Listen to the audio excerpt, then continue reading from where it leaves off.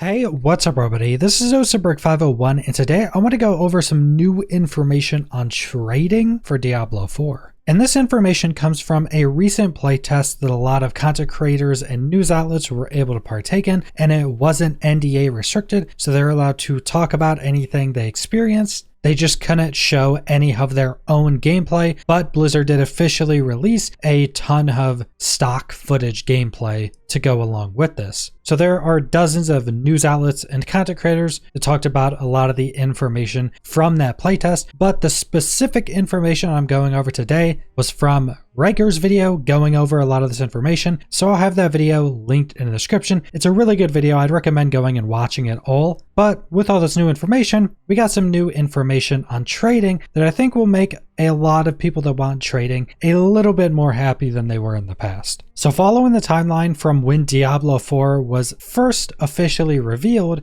we have gotten a bunch of different pieces of information going over what the developers want trading to be, and then a bunch of leaked information on trading was supposedly going to be. But now we have some concrete information on what you're able to trade. So to make this a little bit easier to understand, I'm going to go over all of the different item rarities. So first off, we have normal, which are white items. We have magic, which are blue items. We have rare, which are yellow items. Then we have legendary, which seem to be red now. Then you have what's essentially upgraded versions of legendary items, which are sacred legendary items, then ancestral legendary items. And I think those are just higher stat rolled versions. Then you have unique items, which are orange. Now, out of all those rarities, the things you can't trade are legendary, which would also mean you can't trade sacred or ancestral legendaries. You can't trade legendary aspects, which were previously known as legendary essences. That is when you take out the legendary power out of a legendary. That gives you a one-time use item. That's a legendary aspect. You can't trade that either. You can't trade enchanted items. And enchanting is essentially just going to a specific NPC and upgrading a gear piece. I think you can upgrade it 5 times. So if you've upgraded an item, you can't trade that either. And you can't trade unique items, but you are able to trade normal items, magic items, and rare items. Now this seems like you can't trade much and trading is just going to be useless, but because of how all the different systems in Diablo 4 work, rare items are going to be some of the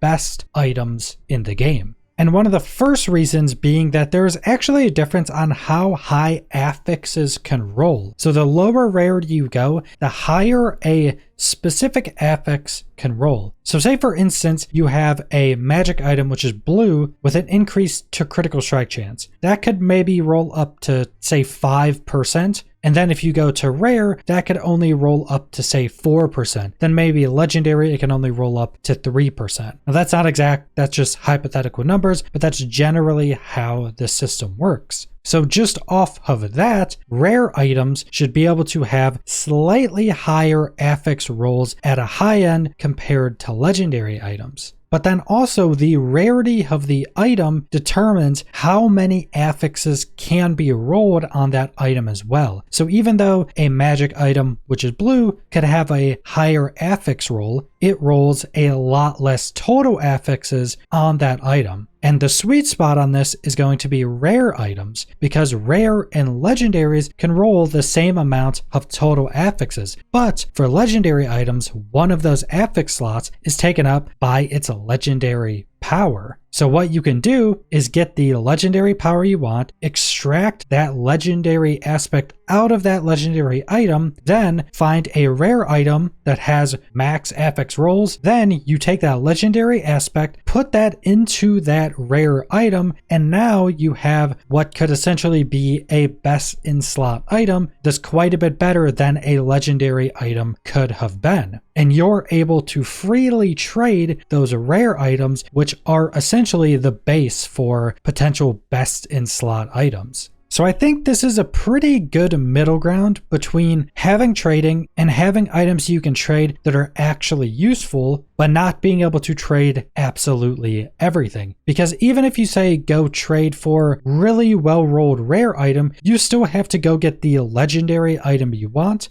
extract that legendary aspect out of that legendary item, then put it into that rare that you just traded for. And then on top of that, you could also enchant that item up to 5 times. So there's even more progression on turning that rare item you traded for into best in slot or an incredibly well-rolled item. Now, past the ability to trade those gear pieces, I'm not sure what other different types of items you're able to trade. When this first came out, I was able to find an article that showed a few different types of resources and other items you'd be able to trade, but that article has since been taken down, so I'm not sure if it was just wrong information or what happened with that. That was initially stating that you'd be able to trade gold and even elixirs, which are essentially crafted limited time buffs. But like I mentioned, I wasn't able to find that article again, so I'm not exactly sure what types of resources or currencies you'll be able to trade. But I think the primary thing a lot of people that like trading and want trading were really looking for was to be able to trade worthwhile, useful gear pieces. And it seems like you are very much going to be able to do that, being able to trade rare gear. But that's pretty much all I want to go over for all the new information we got for trading with Diablo 4. Like I mentioned, I think this is a good middle point to make people who like trading more happy and not really have a negative impact on the general economy or progression of the game. So subscribe if you want to see more Diablo 4 or other videos. Leave a like if you liked the video. Leave a comment down below what you guys think about trading in Diablo 4. And thanks for watching.